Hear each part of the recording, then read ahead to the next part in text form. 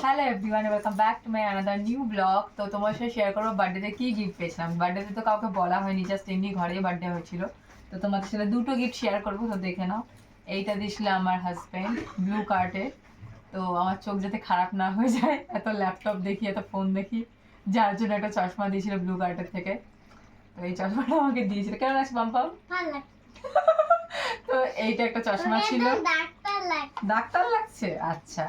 আর এইটা দিয়েছে আমার দিদি আর মা মিলে। তো আমি অলরেডি তো মানে সহ্য তো করতে পারিনি যে পরে আনপ্যাক করব, তো আগে থেকে আমি দেখে নিয়েছিলাম আমার হয়তো যদি ভালো না রিটার্ন মারতে হবে। তাও দেখলাম যে ভালোই এসছে।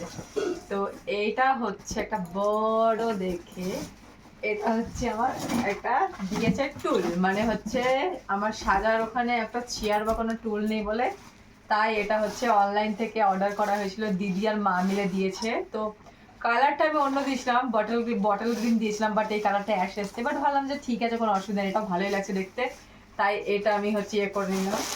তো তোমরা দেখে জানো